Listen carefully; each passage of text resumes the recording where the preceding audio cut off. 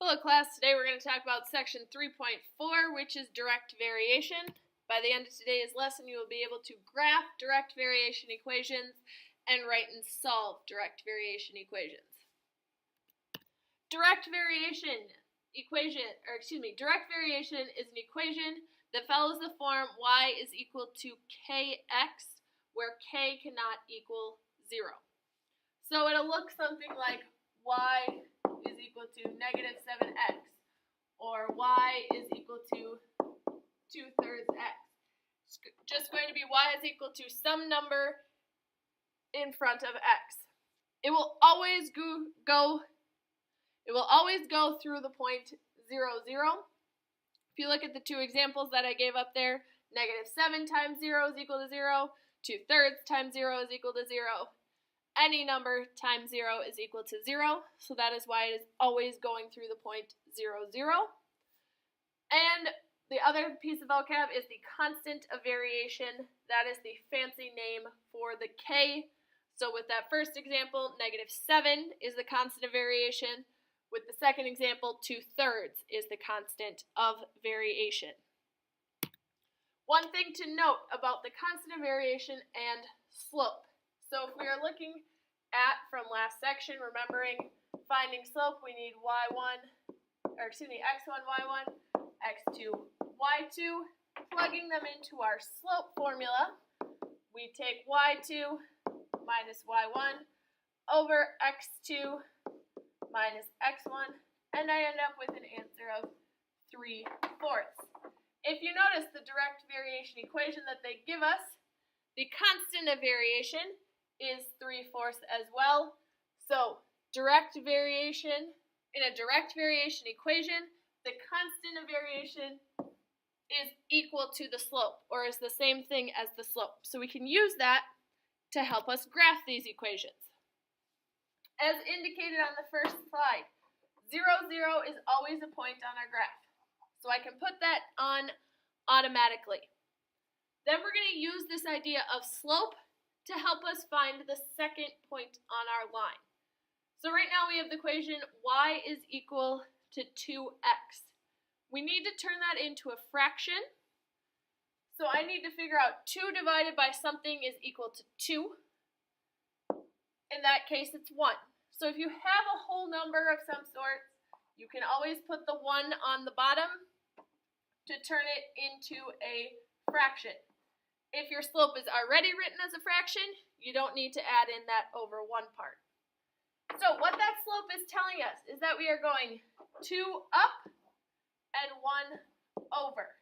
So our new point ends up at 1, 2.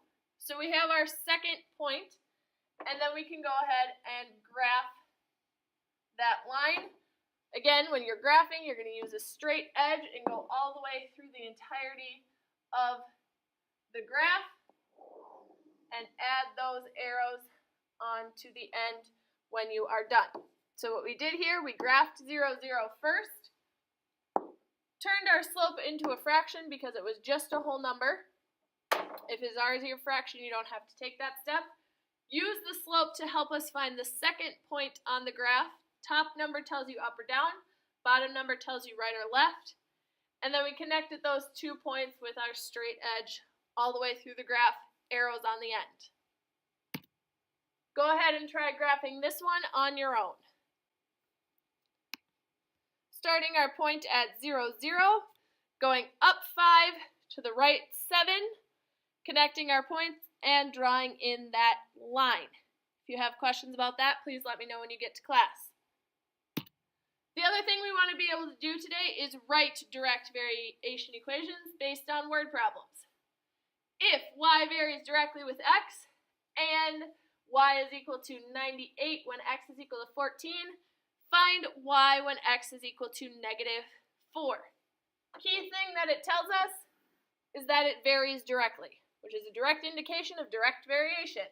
So the first thing we need to do is find that k value. It tells us when y is equal to 98, x is equal to 14. So I can plug that into my equation to figure out k. y is equal to 98, k we don't know, and x is equal to 14. To solve that, divide both of those by 14, and I end up with an answer of k is equal to 7. So now we have our equation with our k value. Y is equal to 7x. We know that whatever our output is, it's going to be multiplied by 7. We want to figure out the answer for when x is equal to 4. So I'm going to plug in y is equal to 7 times negative 4, giving us an answer of negative 28. Go ahead and try this one on your own. Solving for k, you get an answer of 4, then making sure that it tells you the y value to plug in for this time. So making sure you said negative 2 is equal to 4x. Solving, you get negative 1/2, written either as a fraction or a decimal. If you have questions about this or anything else in the lesson, please let me know when you get to class.